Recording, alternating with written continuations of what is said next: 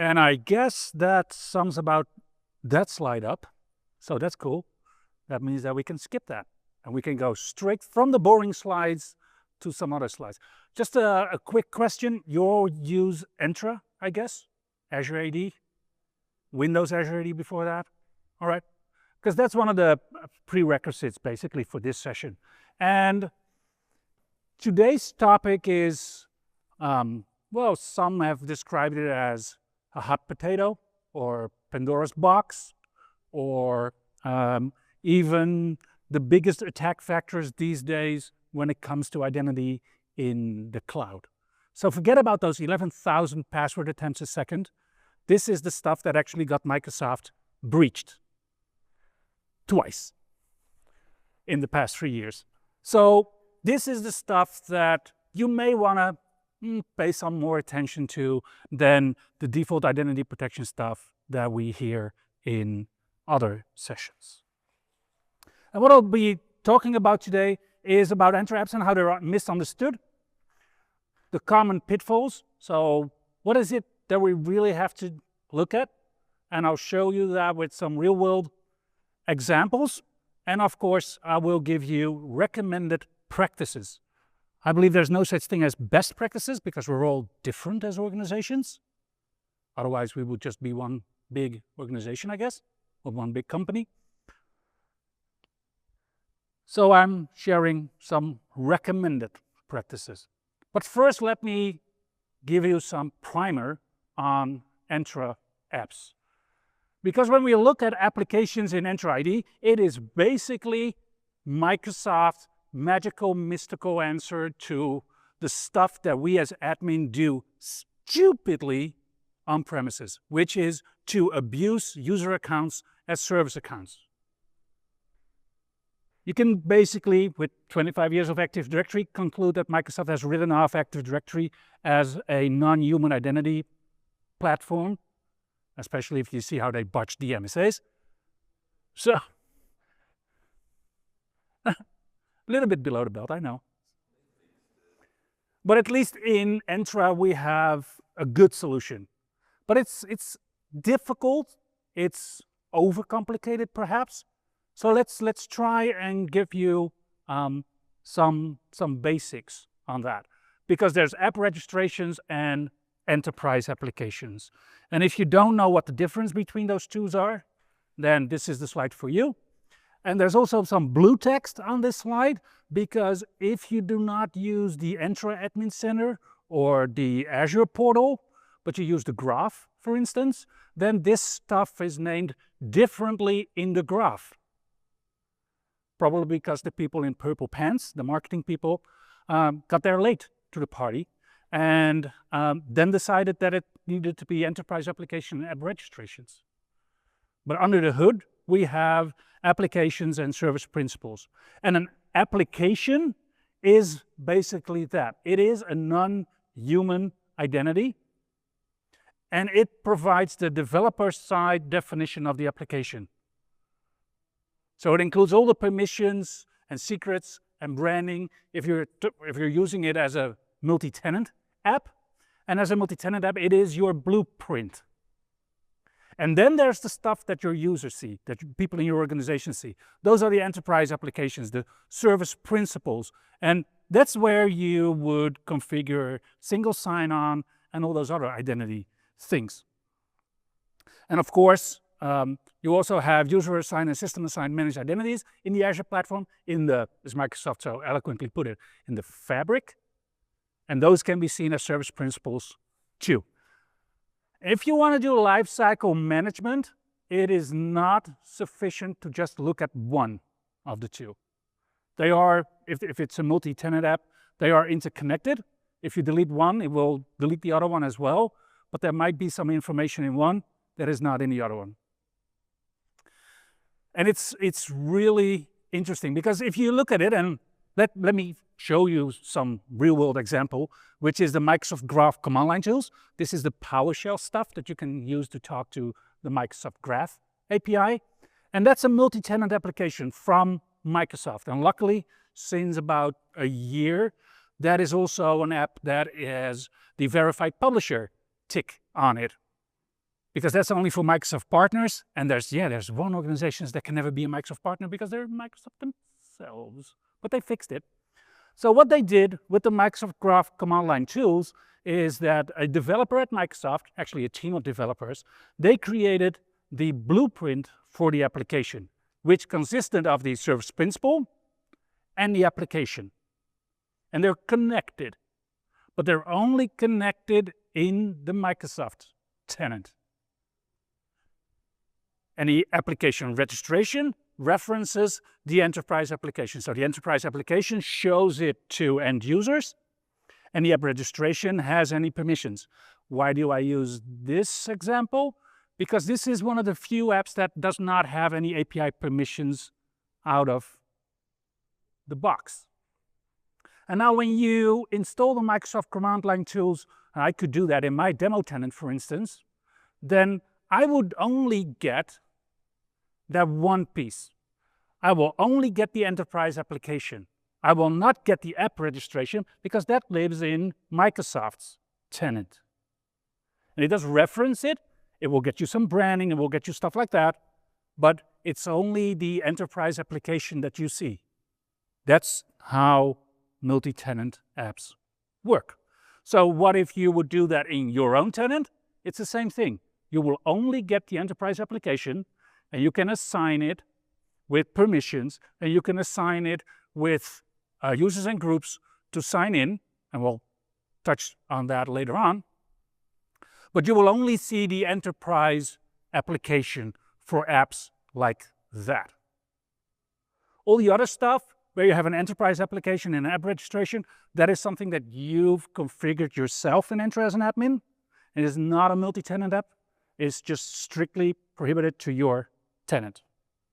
And then, of course, you can have just the app registration too, which would just make it a reference for SCIM, for instance, things like that. Let's start with those 5 do's and don'ts. So let's start with a don't. Don't assume understanding. And as I said, this stuff has been used to breach Microsoft twice. This stuff is not in any course, in any exam, in any real-world place where you can get it. Oh, except, of course, this session. And John Craddock's trainings. Does he still do them? You retired, right? Yep. So thanks for doing that at home, bringing that out. So if you're talking to people in your organization, if you're talking to your team, if you're talking to developers, even if you're talking to vendors, then don't assume that they get the entire enterprise applications and app registration model. And be aware that sometimes they will push terrifying things into your tenant, or try to, that can really be avoided if you understand what we're doing. So what do you do? Well, please leverage application for modern protocols. So if you recall Microsoft ending POP3 and SMTP for, or POP3 and IMAP for Exchange Online, and now they're doing the same thing with SMTP, that created a surge in the creation of enterprise applications in tenants, because now we needed a way to talk to Exchange Online based on API permissions.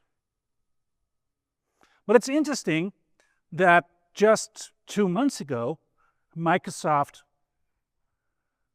introduced, as generally available, the application-based authentication for Entra Connect Sync. And that leads me to believe that everything that you use to talk to anything in the Microsoft Cloud will eventually end up be an application. So good stuff, you're already ahead of the rest because you're in this session. And then it's, of course, with API permissions that you really need to be aware that if an app has an API permission, it has that API permission for everything. So if I have a mail.sendAs, or if I have a mail.readWrite, I can use that app to access any mailbox. any mailbox. Or as Midnight Blizzard said, even such as mailbox.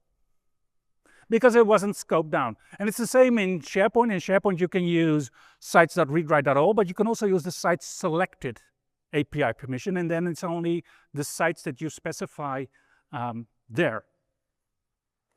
So how do you scope down that Exchange mailbox access? Because when IMAP and POP were decommissioned from Exchange Online, we saw a lot of vendors that do anything with mail, like notifications or ticketing systems and things like that. We saw them provide guidance towards creating an Entra app with those API permissions for Exchange Online, but not scoping it down. Well, if you stream your Entra logs to Azure Log Analytics, then you can use a KQL query to see which mailbox is actually accessed and then scope it down through PowerShell, or if you're more masochistic, through the Graph API calls directly. And this is something that a lot of vendors have forgotten. This is something that a lot of Entra admins have forgotten. And that means that there's still a lot of Entra apps out there that have access to all the Exchange Online mailboxes in your organization. It's all good and fun if you keep some mailboxes on-prem, but when you phase out the last Exchange server, this might become a bit of a problem when that app registration or that enterprise app is actually breached by adversary.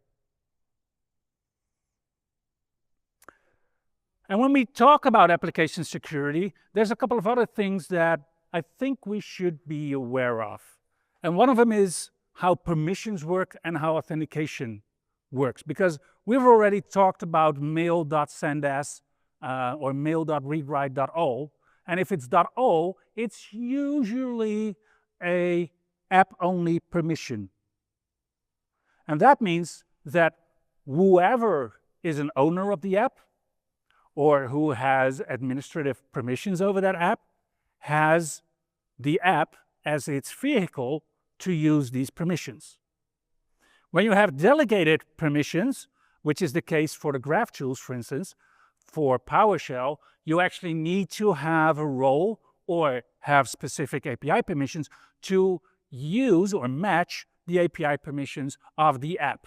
And if you do not have those permissions, if you only have reader, global reader permissions, and you do have some write permissions, you will not get the write permissions because they are delegated. And then when we look at apps, there's 3 ways that an app can authenticate, and it's through a client secret, which is basically a password. And I hope that over the last 5 years with hybrid identity protection conferences, you know that passwords don't matter anymore. Perhaps Alex hit that point in his keynote yesterday again. Your password doesn't matter. There's certificate authentication, which is interesting because yes, it is certificate, but the only thing that Entra checks is the validity time left. So there's no cruel checks, there's nothing that will actually do things that we want as certificates. So it's basically just a long password. And there's workload identity federation that you can use from the Azure platform to have those password rotations and all that and make it really secure. I'll touch on that later on. So, and this is of course, a variant on the popular meme, but everybody's always talking about delegated permissions, but we should really focus on app-only permissions if we want to make our tenant more secure, because it's the app-only permissions that run as the app themselves. And the delegated permissions is the one you want to use because that's the one that will only trigger or only give you the permissions that the app has if you have them on your own account or a group that you're a member of.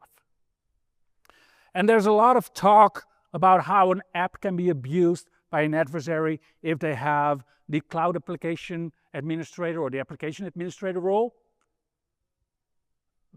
Bullshit, I say, because if you look at the the app-only permissions, you need to actually be a privileged role administrator or a global administrator to actually create those.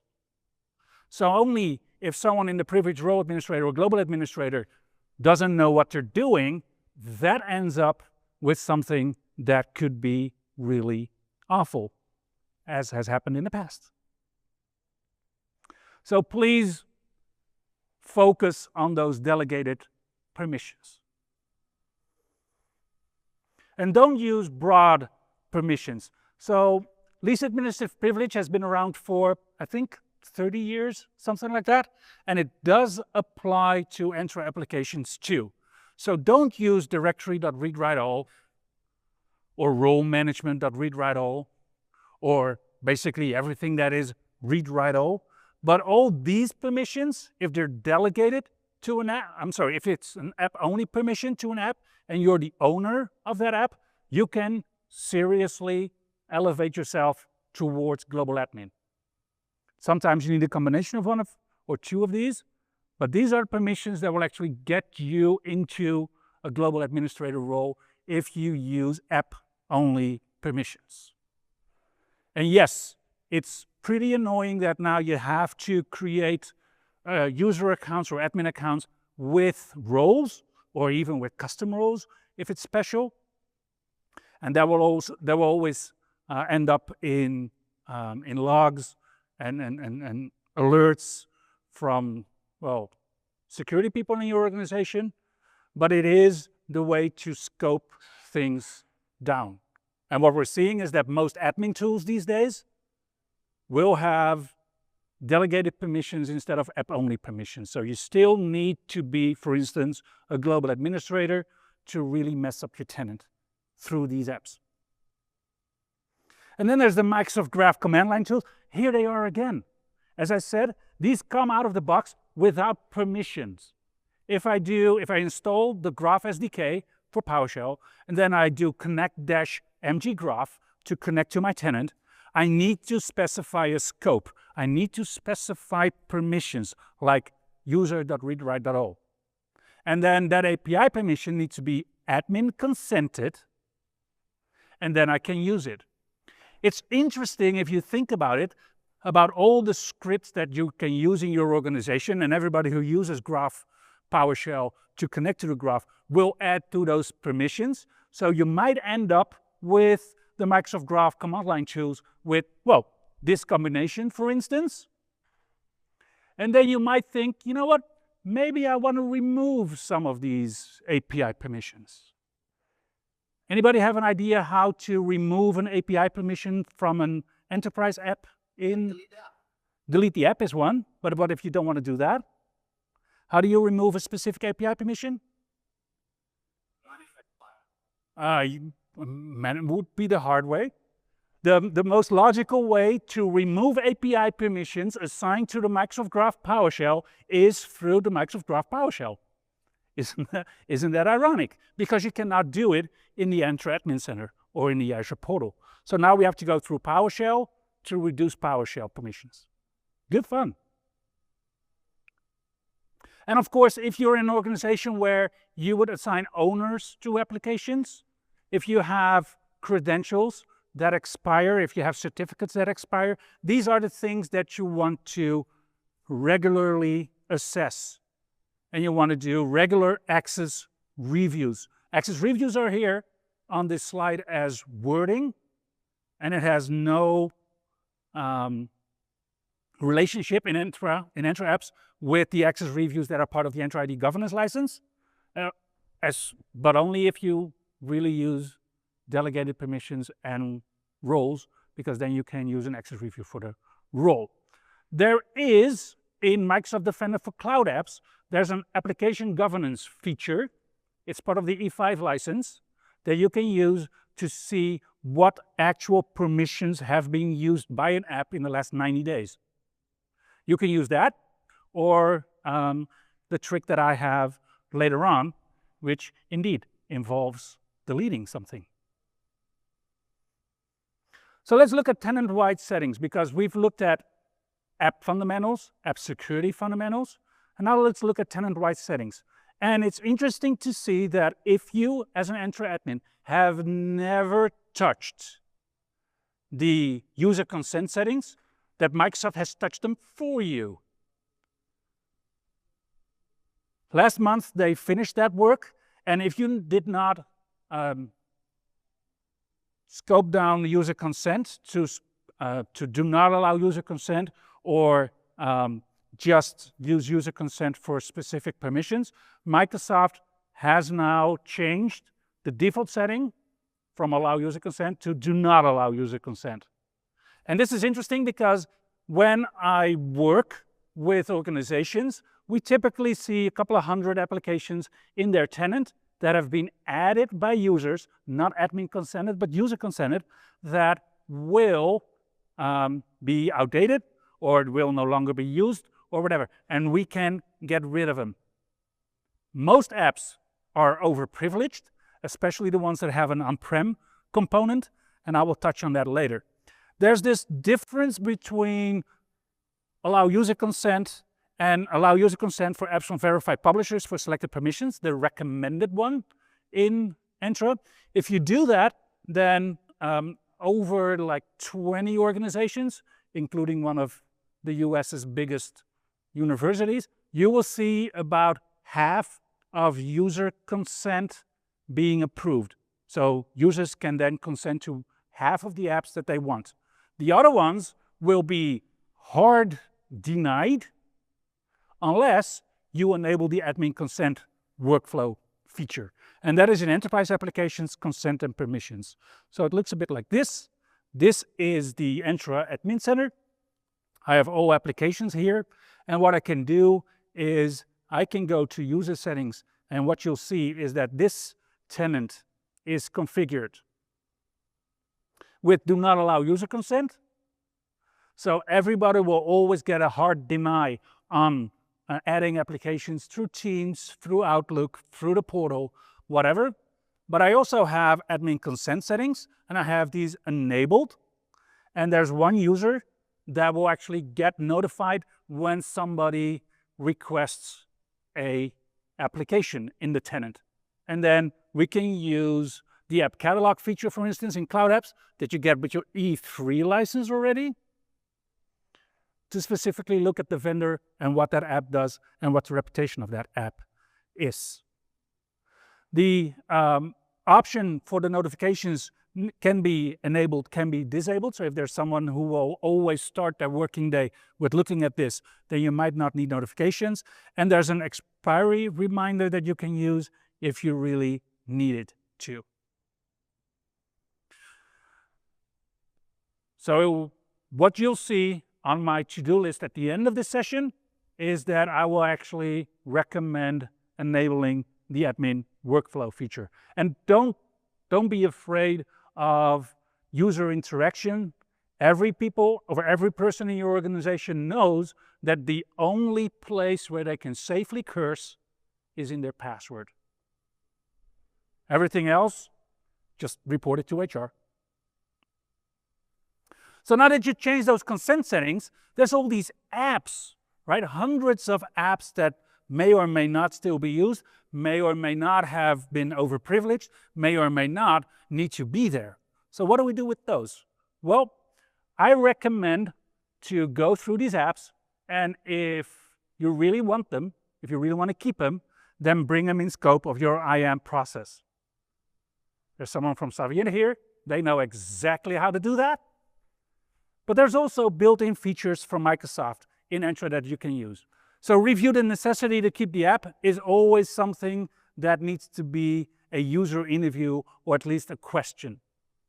Otherwise, it will be a real hit or miss process. Then use the assignment required option on the properties page of the app, and then assign a new per app group to the app on the users and groups page. If you have not created the app as a cloud app administrator, cloud application administrator, privileged role administrator, or global administrator, you might want to, or if you have, you might want to have an owner specified. So you are not the owner if you as an admin created the app, but if you have delegated to someone, that person will be the owner of the app by default. Then use the notes field or tags to create any organizational information. Thanks, Tim, for that tip on tags a couple of weeks ago. Here he is, the hero. And have users request access, for instance, through Entra access packages, which is part of the Entra ID governance license, through ServiceNow, your SMA tooling, or, for instance, Savient. So what does that look like? Well, let's go and look at enterprise applications, and let's use an application like this, like the MVP Summit. And you may or may not want to, on the properties page, use the user assigned or assignment required option. Here it's set to yes, and that means that only people in the users and groups can actually use it. And that's correct because there's only one MVP in this tenant, so he will only be the only one that will use that website, that app, to do so. And why would you do that? Well, if you don't, all users have access to the app. All users mean everybody in your organization and all the guests, and by default, all guests can invite new guests. So if you don't want your Entra apps to get taken over by an STD, you might want to use the assignment required option for your apps. There was a large municipality in the Netherlands that was breached that way. They were frauded that way. There was an app that lived in Entra, used Entra authentication for their financial system. There was one role that would require assignment, and it would be for the financial organization to approve invoices. And there was another app, another endpoint that could be used to create invoices or to send invoices. And what one of the financial professionals did was invite their guest account, their Outlook account, as a guest into Entra, and then send it invoices that the person self-approved. It was about 600,000 euro in damage in about 2 years' time. So this is something that is used in real world to defraud organizations.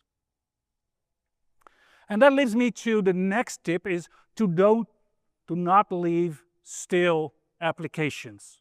So if you have some sort of application, Cohesity is right here, but Veeam uses app registrations and enterprise applications too. If you go from Veeam to Cohesity, don't forget to delete the enterprise app or app registration for Veeam. I recommend deleting it anyway, but that's on another slide. And you can use the application activity report to see if an app is still used. This report has been there for the last 3 months, so please use it. Now, if you suspect that an app is still, then always start with the app registration. If it's a multi-tenant app, you will not have an app registration. So this is typically an app that you as an admin created yourself. If there's no user sign-ins and no service principal sign-ins, it is a big red flag, unless it's used for skin provisioning, of course. If there's no interactive sign-ins, if there's no non-interactive sign-ins, and all password and certificates have expired, you can typically say that that's a stale application. And what does that look like in the tenant, in the admin portal? So let's see, I have enterprise applications, and I have, well, let me go to app registrations, by the way, because I said, let's start with the app registration. And I have an application here with a typical name, stale application. I guess if it's a stale application, maybe not call it that way. You can see that there's a managed application in the local directory that may or may not be there. And if there is, it's linked right here. And if we look at the sign-in logs, where is that today?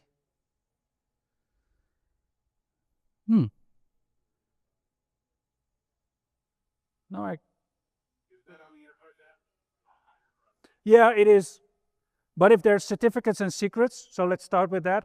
If they're all expired or they're non-existent, and you can see there's numbers on the tenant right here, this app does not have any client secrets or credentials. So that's the first red flag. And if we then go into the service principal, and I guess I deleted this one already because I think it's not here anymore. Still application. Yeah, I already deleted it. So now in the app registration, I can, because I know it's not used for skim, I can delete it. Here we go. Now, how do I pull it out from the recycle bin? There is a soft delete feature, so you can undelete it. But we don't have time, exactly. The thing that you have with on-prem solutions, like Veeam Backup for Microsoft 365, is that it is really hard to get to the latest knowledge, if you will, point of view from the vendor. And that's because the enterprise application only looks at the app registration when you create it. It is that blueprint that I've talked to you about. It means that the vendor can also just delete the app registration in their own tenant and nobody gives something like that. But what we recommend is that if there's a new major upgrade of the on-prem functionality, then revoke admin consent, because there is that soft delete that you talk about. And if I soft delete it, then I will still have the same permissions. So we revoke the permissions first, and then we delete it. And then while we upgrade it, during the upgrade process, we tell the on-prem component to create the app registration and enterprise app from scratch again, because then it will look at the blueprint from the vendor, and only when you create it. And then you will probably get better least privilege permissions and branding and other changes. Now let's look at some recommended admin practices, which is the fourth pillar of this session.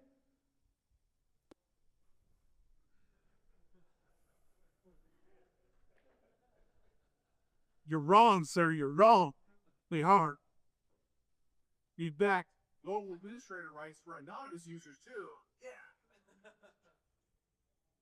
I don't think I need to explain this slide, do I? But thank you for your feedback.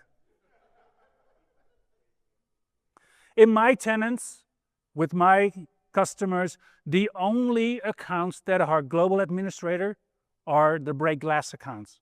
We don't use them on a typical basis. We do a combination of privileges, and that's a pain in the behind when you do PIM, because you still have to PIM them, each and every one, through the process. You can't PIM multiple roles at the same time, unfortunately. I think it's one of the most requested features for Entra PIM. But we do not use global administrative privileges on a consistent, permanent basis in Entra. And there have been many customers that have told me that I was batshit crazy when I suggested that, but it actually works. And if you look at the number of occurrences in the Microsoft documentation for global administrator, you will see that in the past year, that has about halved. Because Microsoft, in their documentation, are saying, you know what, you can also do this with the hybrid identity administrator role, or with the conditional access administrator role, or just with the privileged role administrator, not use the global administrator role. There are some elevation of privilege routes still available for application administrator and cloud application administrator roles, but only for only for app-only permissions. An application administrator and a cloud application administrator can add credentials or a certificate to an app registration or an enterprise app. And if that happens, they can use the permissions of that app, because they're app-only permissions, to do their nefarious activities. So make sure that you have in scope who is application administrator or cloud application administrator in your tenant. And the same with owners of apps with app-only permissions. Because an owner can do the same thing. They can add credentials. They can use whatever device they want to start the Graph API PowerShell if you haven't locked it down through conditional access, which is a premium feature, Entra P1. And they can do anything the app can do. What I see is that most organizations haven't gotten around to doing or adding owners to all their apps. But if you are, then this is something that you really want to look at and work with the vendor, if it's a third-party application, to go from app-only permissions to delegated permissions. And yes, if you've got this wrong, even in a non-production tenant, it may result in Midnight Blizzard gaining access to your production tenant, dear Microsoft, because that happened. So please make sure, and I'm glad you're all in this session, that you understand what could be done with people in these roles. There's a new feature in Entra, which is application management policies. And with application management policies, I can restrict the use of credentials. I can restrict the use of certificates. And I can restrict endpoints, federated endpoints, for federated workload identities. This is a feature that has been introduced about 3 weeks ago in the Entra tenant, and I'm really glad that Microsoft did, because this will make sure that, for instance, your developers can use a credential in a non-production tenant, but only use certificates in your production tenant. Or it will make sure that, well, not currently, but in the future, that if all TLS certificates go to 39-day validity period, that you can also get your developers to make sure that they don't use longer valid certificates beyond March 2029. So let's look at what that looks like, because we have enterprise applications right here, and then we have the management policies, the application policies right here. And as I said, we can block password addition. We can restrict new or the max password lifetime, which by default is already limited, but to about 2 years in the Graph PowerShell. And we can block custom passwords if they're not system generated, for instance. And this can make your tenants safe from some of the attacks that we've seen from, for instance, attackers like Midnight Blizzard. There's also restrict max certificate lifetime that you can use. So for instance, and I know that this is not going to work currently because there's a bug that won't work lower than 90, but you can say that you want 39 days and then select it as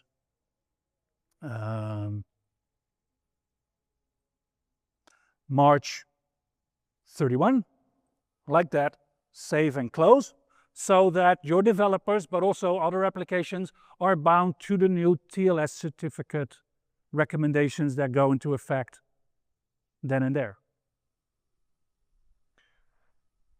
Remember that Veeam backup for Microsoft 365 apps that I've been talking about a lot of times? That app was initially, and we're talking about version 2, version 3, up till version 6, I guess, is configured with a 20-year certificate. This setting that I just set for the 39 days will never, ever affect that app in my lifetime as an Entra admin, because in 20 years' time, I will probably be retired or something like that. That's why with every upgrade, with every major upgrade, we delete the enterprise app and the app registration so that these policies take effect.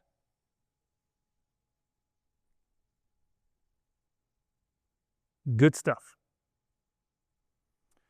Then my dear friend Rogier Dijkman, also from the Netherlands, has published code on GitHub His nickname is Black Cat or Azure Kid. And that code will get you a federated endpoint for managed identities, for workload identity federation. So you may want to use the app management policies to restrict the use of federation endpoints that you as an organization don't explicitly use. And as I said, with the application management policies, we can do things like that with the identifier URIs. Then 2 months ago, and this is interesting because that was just August, Microsoft has enabled, let me see that because it's on, and we've only did the other thing. Microsoft has enabled this setting without ever telling anybody when this feature was only available in the graph. But by default, URIs without unique tenant identifiers, and so we're talking about the tenant ID, app ID, or verified domain, will be blocked. And this makes sure that any adversary that wants to abuse workload identity federation or to trust you as an organization lay in workload identity federation will need to up their games. Yes, you can disable this again. It's not a recommended practice, of course. We got 3 minutes left, I guess. Yeah, something like that. So I want to make sure that I hit home the things that I really want you to do from this session. And I've heard from many speakers that they don't like to go into my session because they always get out of my session with more homework to do. That's just speakers. I do talk to attendees too, and they give me the same feedback. And it's a bit awkward because I'll say thank you, and then I won't get an applause, but like, oh no, now I have to do more. But it's typically just these 6 things. So please review your user consent settings. If you haven't done so, they will be do not allow user consent. So that's good. Thank you, Microsoft. Please enable the admin consent workflow, and that makes sure that people in your organizations don't get a hard nope, but can give admin a reason, or people that review these things a reason to, I don't know, bribe them with their favorite drinks. Anybody know the drinks attribute in Active Directory? Well, that's what it's for. Please review your apps and permissions, especially those pesky app-only permissions. Bring your apps into your IAM processes, or get rid of them, please, because guests will have access to. Please, on a regular basis, review the admin roles in your tenant. So not only do I give you one-time homework, no. This is every month or every 2 weeks, if you want to. And please, if you're using owners, monitor them. And if you're using credentials and certificates, please monitor them too. And I know I'm not your favorite speaker because I'm giving you more work, but I do want to say thank you for attending. And I think that's important because being in this session makes sure that you have a head start on everybody else. Thank you very much.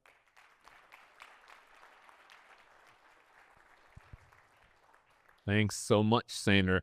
I think we'll have time for one question if there is. So, you're absolutely correct. No one understands the difference between enterprise app and app registration. Okay, you lost me at, you're absolutely correct. You're absolutely correct. But in your opinion, I've been thinking about it a lot, is does translating these terms into OAuth generic things like confidential client, public client, resource server representation, and things like that, and scopes being permissions, does it help when talking to developers? Because I don't know, and I would love to know your and other people. So what Danny was referring to, and it's on, I think it's on, let me see, was that, no, I think it was slide 6, here it is. So what Danny was referring to is app registrations are called applications in the graph, and enterprise applications are service principals, because those are the OAuth terms. Yeah, and there's scopes and permissions too, and Daniel's question is, does that trip you up when you talk to developers? Yes, absolutely yes. So it's important that if you talk to vendors, if you talk to people like that, that you're familiar with both terminology. Yeah. Clear question, clear answer. Thanks a lot, Sander.